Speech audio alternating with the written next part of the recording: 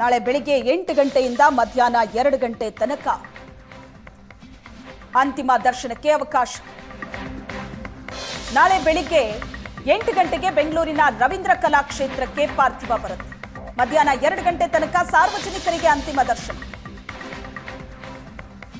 ನಾಳೆ ಬೆಳಿಗ್ಗೆ 8 ಗಂಟೆ ತನಕ ಖಾಸಗಿ ಆಸ್ಪತ್ರೆಯಲ್ಲೇ ಗಣ್ಯರಿಗೆ ಅಂತಿಮ ದರ್ಶನ ಸಿಗಲಿದೆ. 8 ಗಂಟೆ ನಂತರ ಬೆಂಗಳೂರಿನ ರವೀಂದ್ರ ಕಲಾಕ್ಷೇತ್ರಕ್ಕೆ ಪಾರ್ಥಿವ ತರಲಾಗುತ್ತೆ. ಮಧ್ಯಾಹ್ನ 2 ಗಂಟೆ ತನಕ ರವೀಂದ್ರ ಕಲಾಕ್ಷೇತ್ರದಲ್ಲೇ ಸಾರ್ವಜನಿಕರು ಅಂತಿಮ ದರ್ಶನವನ್ನ ಪಡೆಯಬಹುದು.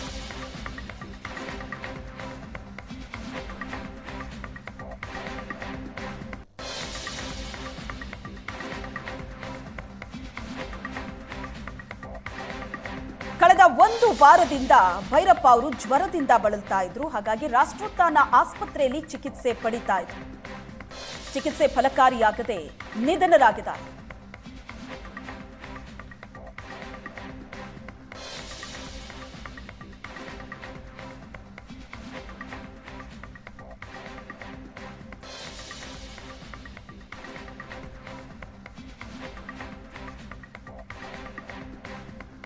ನಾಳೆ ಬೆಳಿಗ್ಗೆ ಸಾರ್ವಜನಿಕರಿಗೆ ಅಂತಿಮ ದರ್ಶನಕ್ಕಾಗಿ ರವೀಂದ್ರ ಕಲಾಕ್ಷೇತ್ರದಲ್ಲಿ ಪಾರ್ಥಿವ ಇಡಲಾಗುತ್ತೆ. ಮಧ್ಯಾಹ್ನ 2 ಗಂಟೆ ನಂತರ ಮೈಸೂರಿಗೆ ಪಾರ್ಥಿವ ತೆಗೆದುಕೊಂಡು ಹೋಗಲಾಗುತ್ತೆ. ಶುಕ್ರವಾರ ಬೆಳಿಗ್ಗೆ ಅಂತ್ಯ ಸಂಸ್ಕಾರವನ್ನ ನಡೆಸೋದಕ್ಕೆ ಕುಟುಂಬಸ್ಥರು ನಿರ್ಧಾರ ಮಾಡಿದ್ದಾರೆ.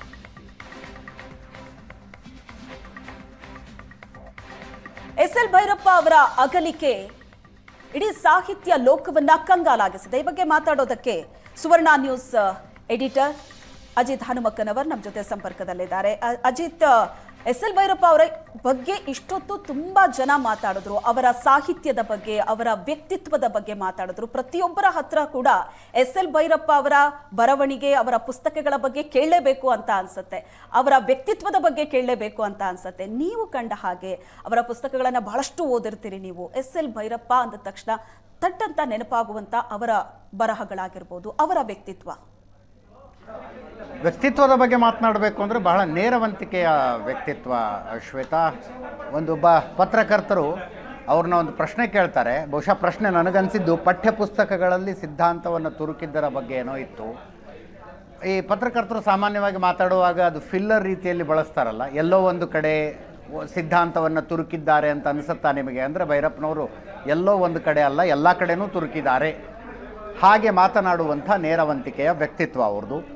ನಂದು ಊರು ಹುಬ್ಬಳ್ಳಿ. ಎಸ್.ಎಲ್. ಭೈರಪ್ಪನವರು ವೃತ್ತಿ ಜೀವನವನ್ನು ಆರಂಭಿಸಿದ್ದು ಹುಬ್ಬಳ್ಳಿಯಿಂದ, ಮತ್ತು ನಾನು ಓದಿದ ಕಾಲೇಜಿನಿಂದ ಅವರು ವೃತ್ತಿ ಜೀವನವನ್ನು ಆರಂಭಿಸಿದ್ದು ಕಾಡಸಿದ್ದೇಶ್ವರ ಕಾಲೇಜಿನಲ್ಲಿ. ಅಲ್ಲಿ ಧರ್ಮಶ್ರೀ ಕಾದಂಬರಿಯನ್ನು ಬರೆದಿದ್ದು ಕೂಡ ಎಸ್.ಎಲ್. ಭೈರಪ್ಪನವರು. ನಾನು ಓದಿದ ಕಾಲೇಜಿನಲ್ಲಿ ಪಾಠ ಮಾಡ್ತಾ ಇದ್ದಾಗಲೇ ಧರ್ಮಶ್ರೀ ಕಾದಂಬರಿಯನ್ನು ಬರೆದರು. ಆ ಕುತೂಹಲದೊಂದಿಗೆ ನಾನು ಧರ್ಮಶ್ರೀಯನ್ನು ಮೊಟ್ಟ ಮೊದಲಿಗೆ ನನ್ನ ಹೈಸ್ಕೂಲ್ ದಿನಗಳಲ್ಲಿ, ನನ್ನ ಕಾಲೇಜಿನ ಆರಂಭದ ದಿನಗಳು ಅನಿಸುತ್ತೆ, ಆ ದಿನಗಳಲ್ಲಿ ಕೈಗೆತ್ತಿಕೊಂಡು ಓದಿದ್ದು. ಧರ್ಮಶ್ರೀಯನ್ನು ಓದಿದಾಗ ನನಗೆ ಅದು ಅಂಥ ಪರಿ ತುಂಬ ಇಂಪ್ರೆಸಿವ್ ಕಾದಂಬರಿ ಅಂತ ಏನು ಅನ್ನಿಸ್ಲಿಲ್ಲ. ಆದರೆ ನಂತರ ಭೈರಪ್ಪನವರ ಓದ್ತಾ ಹೋದಂತೆ ಒಂದು ರೀತಿ ಭೈರಪ್ಪನವರಲ್ಲಿ ಆವರಿಸಿಕೊಳ್ಳುವಂಥ ಶಕ್ತಿ ಇತ್ತು. ನಮಗೆ ಸಾಹಿತ್ಯದ ಕ್ಲಾಸ್ಗಳಲ್ಲಿ ಪಾಠ ಮಾಡುವ ಮೇಷ್ಟ್ರುಗಳು ಹೇಳ್ತಾ ಇದ್ದರು, ಓದೋದಕ್ಕೆ ಆರಂಭಿಸಬೇಕು ಅಂದರೆ ರವಿ ಬೆಳಗೆರೆಯಿಂದ ಆರಂಭಿಸಬೇಕು.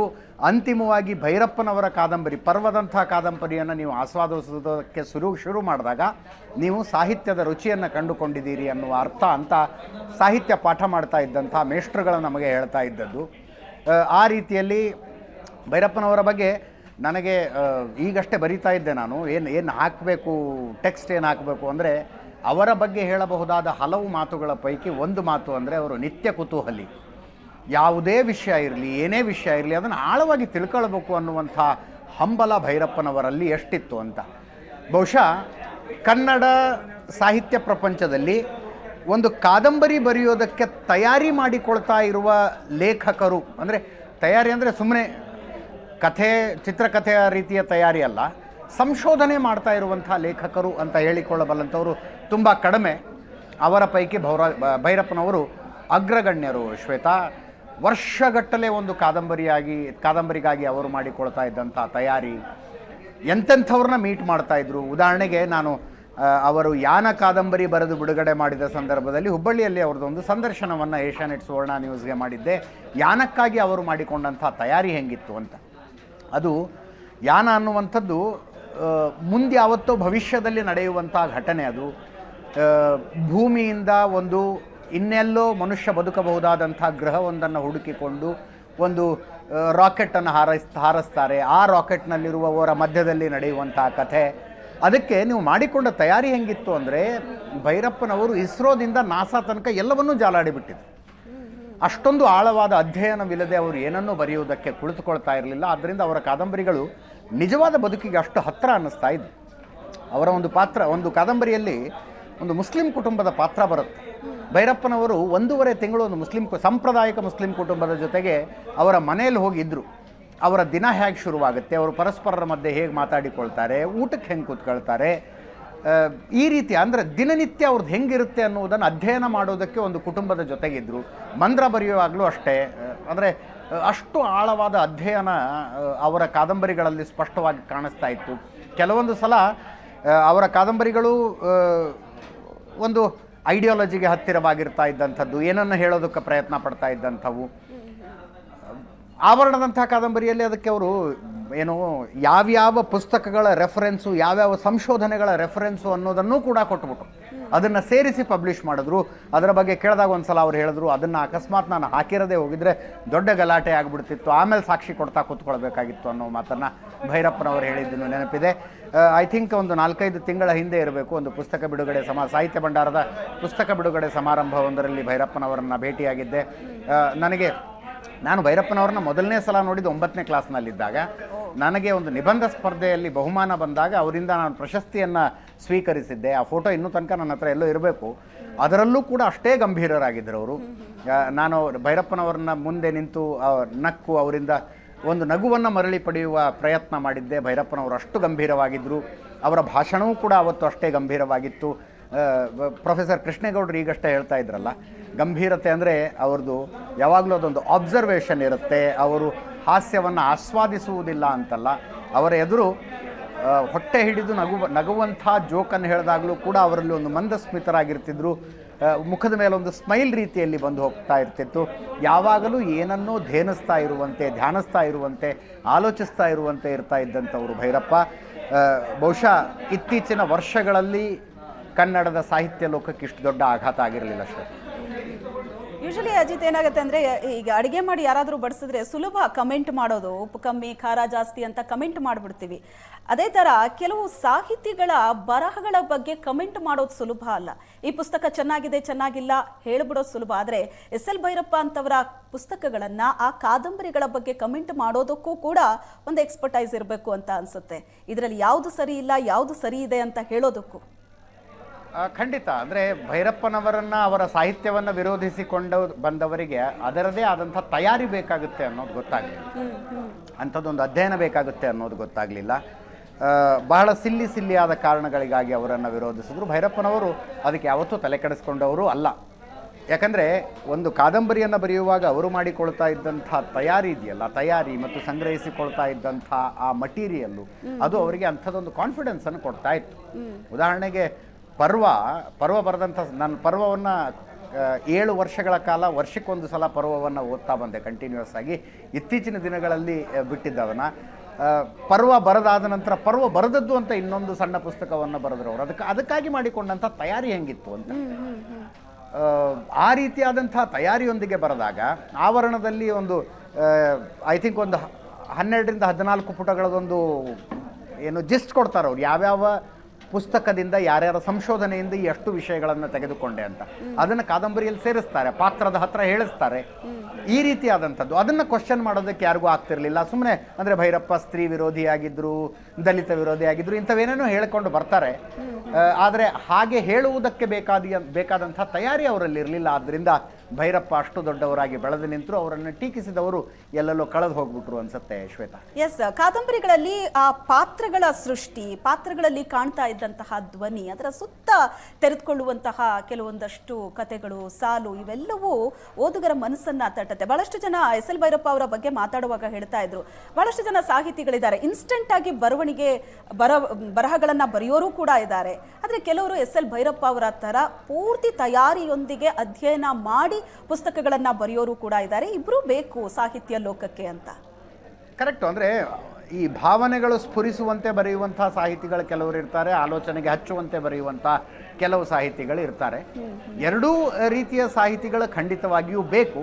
ಆದರೆ ಭೈರಪ್ಪನಂಥವರು ಅಂದರೆ ಒಂದು ಹೊಸ ತಲೆಮಾರಿನ, ಈಗ ನೋಡಿ ರವಿ ಬೆಳಗೆರೆ ನಮ್ಮನ್ನೆಲ್ಲ ಓದೋದಕ್ಕೆ ಹಚ್ಚಿದ್ರು ಅಂತ ಅಂತೀವಿ.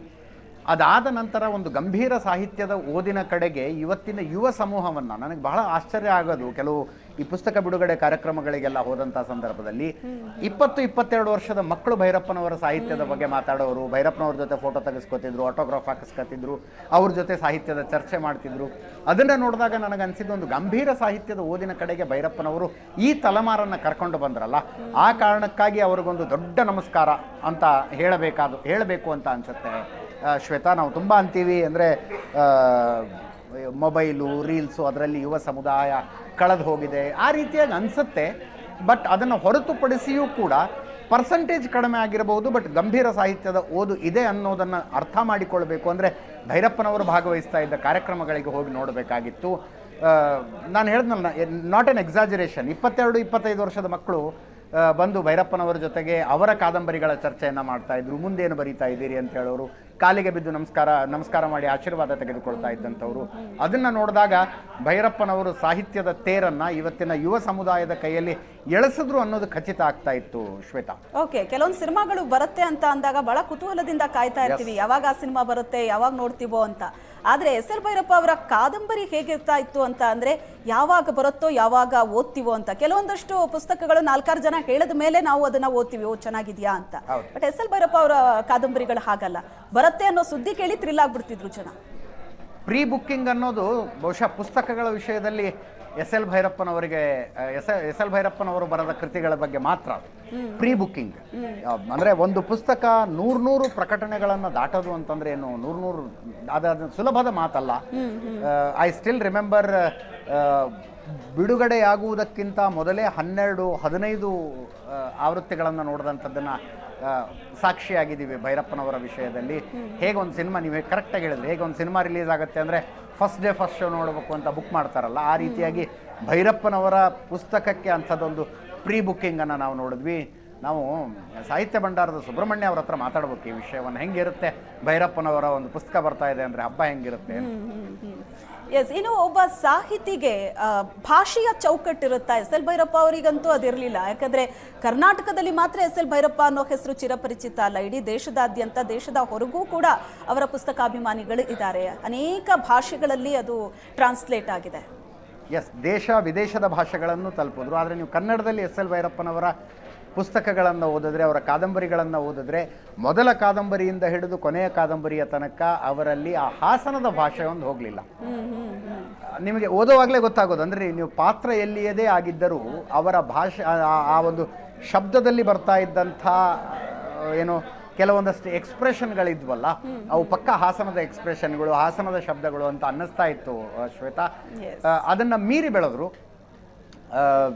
ಇಂಗ್ಲೀಷು, ಭಾರತದ ಎಲ್ಲ ಭಾಷೆಗಳಲ್ಲೂ ಅವರ ವಂಶವೃಕ್ಷ ಟ್ರಾನ್ಸ್ಲೇಟ್ ಆಗಿದ್ದು ಮಾತ್ರ ಅಲ್ಲ, ವಿದೇಶಿ ಭಾಷೆಗಳಿಗೂ ಕೂಡ ತಲುಪ್ತು. ಅಲ್ಲಿಯೂ ಅವರು ಅಭಿಮಾನಿಗಳನ್ನು ಗಳಿಸ್ಕೊಂಡ್ರು. ಎಸ್ ಎಲ್ ಭೈರಪ್ಪನವರ ವಿಷಯದಲ್ಲಿ ಒಂದು ಬೇಜಾರಾಗೋದೇನೆಂದರೆ, ಅವರೊಂದು ರಾಂಗ್ ಟೈಮ್ನಲ್ಲಿ ಬರೆದ್ರು ಅಂತ. ಅಂದರೆ ಅವರು ಯಾವುದನ್ನು ಹೇಳುವುದಕ್ಕೆ ಪ್ರಯತ್ನಿಸ್ತಾ ಇದ್ದರೋ ಅದನ್ನು ಒಪ್ಪುವ ಸಿದ್ಧಾಂತ ಅಷ್ಟು ದೊಡ್ಡ ಮಟ್ಟದಲ್ಲಿ ಸಾಹಿತ್ಯ ಪ್ರಪಂಚದಲ್ಲಿ ಪ್ರಭಾವಿ ಅಲ್ಲದ ಕಾಲದಲ್ಲಿ ಅವರು ಬರೆದ್ರು. ಏನು ಮಾಡೋದಕ್ಕಾಗೋದಿಲ್ಲ ಅದಕ್ಕೆ. Shweta, yes, thank you Ajit. Thank you.